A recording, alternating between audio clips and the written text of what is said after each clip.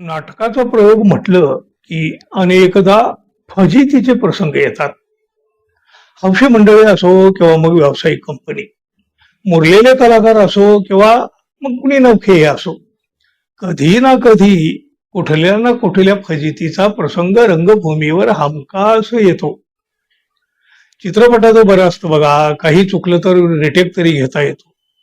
नाटकात एकदा चुकला की चुकला, पण चुकला तरी सुद्धा ते प्रेक्षकांच्या लक्षात येऊ द्यायचं नसतं. रंगभूमीवर काम करतानाही हे मोठं कसं अंगी असावं लागतं. ते नसेल तर मग मात्र प्रेक्षकासमोर फजिती होणार हे नक्की. पण तरी सुद्धा अकस्मातपणे अशा काही घटना घडून जातात. आता बघा, सागरा प्राण तळमळला या आमच्या नाटकाचा प्रयोग खेड राजगुरुनगर इथं होता. या वेळेला पहिल्यांदाच आम्ही फिरत्या रंगमंचाचा वापर करीत होतो. त्यावेळी फिरत्या रंगमंचाचा खूप अप्रूप होतं. नटवर्य प्रभाकर पणशीकर अशा फिरत्या रंगमंचावर प्रयोग करायचे. खालचे दोन व्हील असतात ना, ते फिरले की मागचं सेटिंग बदलायचं. आम्हाला आपलं पारंपरिक सेटिंगची सवय झालेली. उजव्या डाव्या बाजूला मागच्या बाजूला एक एक दरवाजा. फिरत्या रंगमंचामुळे फक्त उजवी डावी बाजू एंट्री आणि एक्झिट साठी वापरायला मिळायची. आमचा हा सगळा पहिल्याचा अनुभव होता. अंदमानातील ब्रिटिश टेलरची भूमिका जालिंदर बापू वाडेगावकर करायचे. ग्रामीण नाटकातला हा तगडा कलावंत, देपाड, उंचीपुरी शरीरयष्टी, ब्लॅक व्हाईटच्या जमान्यापासून मराठी सिनेमाच्या पडद्यावर झळकलेले हे बापू सावरकरांच्या भूमिकेत बंडू महाजन होते. या नाटकात माझ्या दोन भूमिका होत्या.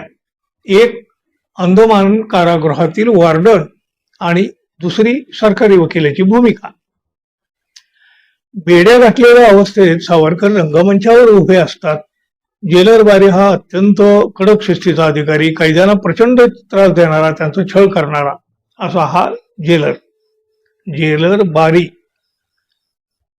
मिस्टर सावरकर असं तावातावानं म्हणत या जेलर बारीची म्हणजे या बापूंची एंट्री असते, पण जालिंदर बापूंची एंट्रीच होत नव्हती. स्टेजवरच ते येत नव्हते. मिस्टर शावरकर असा नुसता आवाज त्यांचा पाठीमागून येत होता.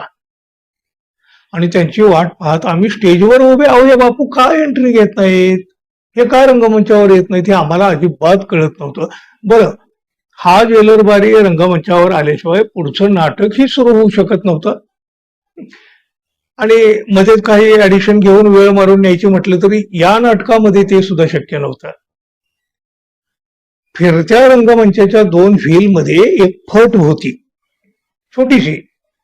या फटीतूनच एंट्री घेण्याचा प्रयत्न बापूंनी केला.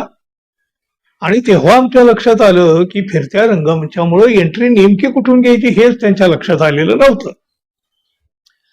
फटीतून घुसण्याचा प्रयत्न त्यांनी केला खरा, पण देपाड शरीरयष्टीचे बापू त्या फटीत अडकले. त्यांना मागही जाता येईना आणि पुढेही येता येईना. फटीत अडकलेल्या अवस्थेतच ते मिस्टर शावरकर असं म्हणत राहिले. हे म्हणताना ना प्रत्येक वेळी ते अंगाला हिसका मारून फटीतून निघायचा प्रयत्न करायचे. म्हणजे मिस्टर शावरकर. अहो, किती वेळा शावरकर म्हणणार. नाटक जागेवर थांबलेलं.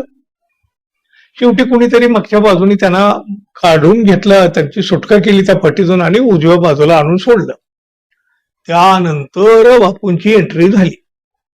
बरं, या सगळ्या घटनामुळं त्यांचं नाटकावरचं लक्ष उडालेलं होतं. थोडे कावरे झालेले होते, भांबावलेले होते. रंगमंचावर आल्यावर मिस्टर शावरकर असं म्हणायच्या ऐवजी सावरकरांनाच ते मिस्टर बारी असं म्हणायला लागले. अहो बघा, ते स्वतः जेलर बारी, पण सावरकरांनाच ते जेलर बारी म्हणायला लागले. एखाद्या वेळेला चुकून झालं असेल असं आम्हालाही वाटलं, पण प्रत्येक संवादामधून ते सावरकरांना जेलर बारी असं तो म्हणत राहिले. आम्हाला हसायला येत होतं. समोर प्रेक्षक हसणार तरी कसं, आम्ही हे हसू कसं बसं लपत होतो. शेवटी मी बापूजवळ गेलो आणि त्यांना हळूच म्हटलं, अहो तुम्हीच जेलर बारी आहात. त्यांनी माझ्याकडे असा एक कटाक्ष टाकला आणि पुढचं एकूण प्रवेश कसा बसा तरी संपला. भर रंगमंचावर त्यांची ही फजिती झाली, पण त्यांच्यापेक्षा सुद्धा मोठी फजिती माझी झाली. फिरता रंगमंच फिरला आणि कोर्टाचं दृश्य असं प्रेक्षकासमोर आलं. सावरकर यांच्यावरील आरोप निश्चित करण्याचा कोर्टातला हा प्रसंग. वकिलाचा तो लांबच्या लांब काळा मोठा झगा घालून मी तयार होतो.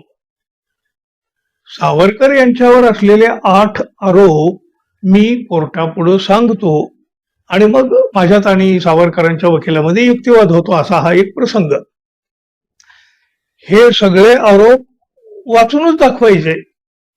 वकील आहे त्यामुळे ते चालतंय म्हणून मी ते पाठच केलेलं नव्हतं. आणि रंगमंचावर एंट्री घेता घेता नकळत माझ्याकडून एक मोठी चूक घडली. आमचे सहकलाकार भिखोबा मिरजकर विंगेत बसलेले होते. मग काय, वकील जरा भारदस्त दिसावा म्हणून मी जाता जाता त्यांच्या डोळ्यावरचा चष्मा काढून घेतला. रंगमंचावर एंट्री घेत घेत मी तो माझ्या डोळ्यांना लावला. अहो, जाड भिंगाचा चष्मा तो. रंगमंचावर मला सगळे खड्डे आणि लाटा दिसायला लागल्या. अशाच अवस्थेत मी कोर्टापुढे बोलू लागलो, मिलॉर्ड, सावरकर यांच्यावर एकूण आरोप आहेत ते 8. ते असे.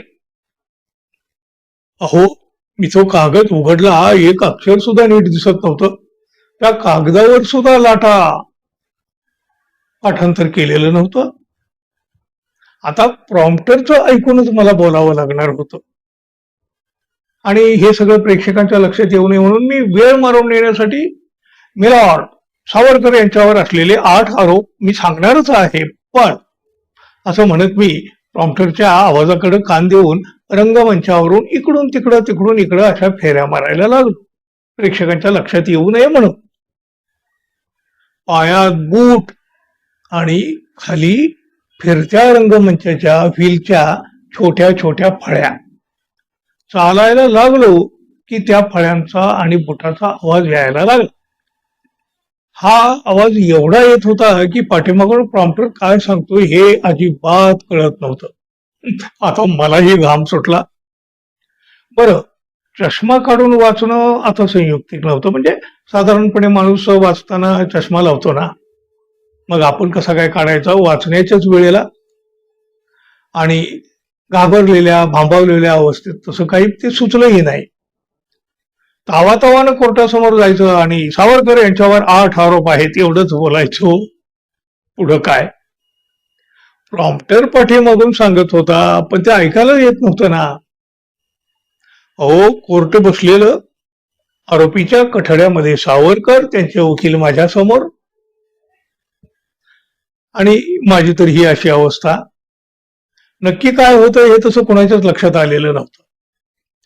प्रतिस्पर्धी वकील जे होते आमचे विजय कुलकर्णी, ते मात्र ऐन वेळी माझ्या मदतीला धावून आले. बघा, तुम्हाला हेच सांगायचंय ना, असं म्हणत त्यांनी सावरकर यांच्यावर असलेले आरोप सांगून टाकले. म्हणजे माझ्या भूमिकेचे संवाद त्यांना पाठ होतेच. त्यानंतर मात्र मी मोठ्या जोशात म्हटलं, हो हो, मला हेच सांगायचं होतं. आणि मग त्यानंतर त्यांनी सावरकरांची बाजू मांडायला सुरुवात केली. त्यांच्या या प्रसंगावधानानं, त्यांच्या हुशारीनं मोठ्या संकटातून माझी सुटका झालेली होती. जाड भिंगाच्या चष्म्यानं मात्र माझी करायची ती फजिती केलेली होती. रंगमंचावर असे किस्से अनेक घडत असतात, खूप घडलेले आहेत आमच्याही बाबतीत. मित्र, असेच किस्से घेऊन आपण पुन्हा जरूर भेटूया. तोपर्यंत आपण आपल्या चॅनलला सबस्क्राईब करावं, एवढी एक आपली अपेक्षा. धन्यवाद. पुन्हा भेटू. नमस्कार.